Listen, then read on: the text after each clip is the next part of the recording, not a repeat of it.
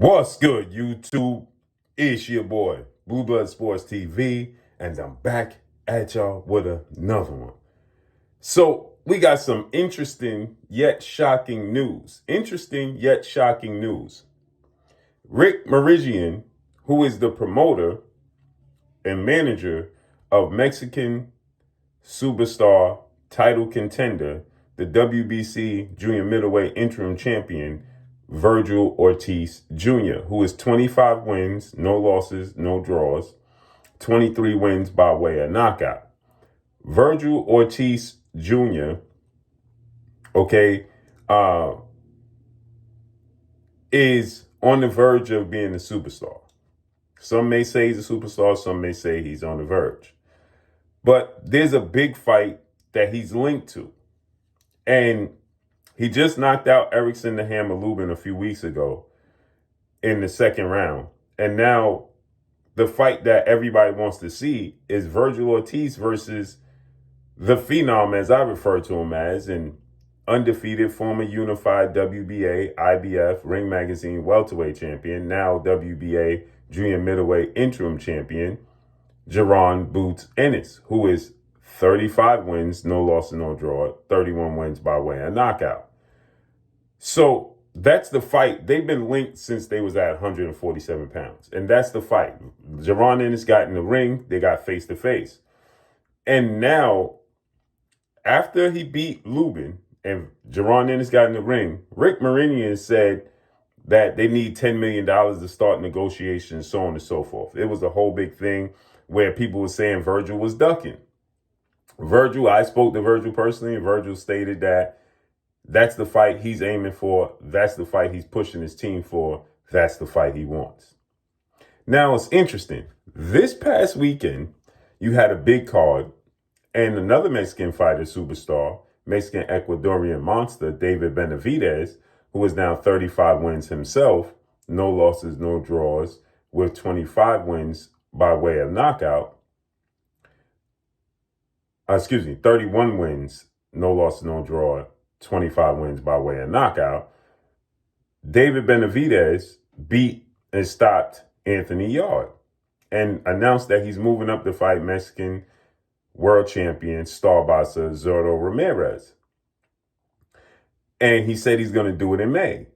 And now Rick Meridian is telling Oscar De La Hoya and saying and announcing to the world that the fight he wants to do is Jaron Boots Ennis versus Vergil Ortiz and Zurdo versus David Benavidez on the same card to get this, steal the date away from 4-division world champion, Mexican superstar boxer, 2-time undisputed super middleweight, first ballot Hall of Famer, Saul Canelo Alvarez, who is 63 wins, 3 losses, 2 draws, 39 wins by way of knockout. So Rick Meridian is saying, this is the way that we steal these dates back from Canelo Alvarez. Now we got Mexican versus Mexican internal beef going on. Remember, Canelo wanted to steal the dates from the black fighters that was fighting on those dates. And he felt they was making a mockery. And he didn't steal the date away because he lost to Floyd and then Floyd retired. He indirectly was handed back the keys to those dates. But he was the biggest star after Floyd Mayweather, right? And so now there's rumbles that we can see Terrence Crawford, who just beat Canelo in September, Terrence Crawford rematching Canelo May 5th. So Rick Meridian is saying, in order for us to compete with Canelo, let's put David Benavidez versus Zurdo Ramirez and Jaron Ennis versus Vergil Ortiz in Vegas on May 5th. So you already know, Golden Boy Promotions CEO and founder, 6th-division world champion, Olympic gold medalist, and Hall of Famer Oscar De La Hoya would love nothing better than to stomp all over Canelo Alvarez and take a date from Canelo Alvarez. But does he have the funds to compete with His Excellency Turki Al-Sheikh? That's where the problem comes in, because Turki Al-Sheikh will be funding Terrence Crawford and Canelo Alvarez rematch. it doesn't warrant a rematch at all whatsoever.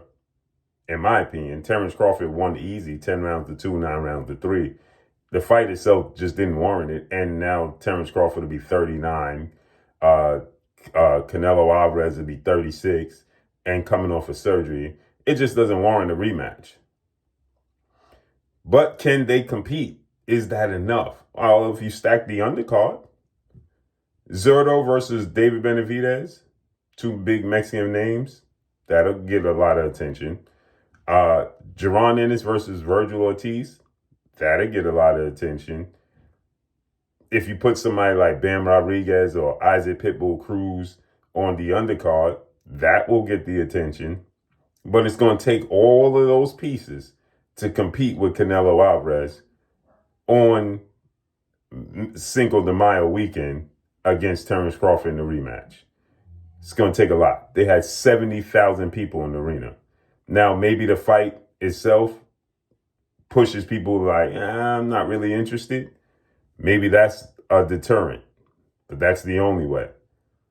But let's see how it unfolds and plays out, man. But let me know what y'all think. Should they try to compete with Canelo or just put it on a different date? Me, personally, just put it on a different date.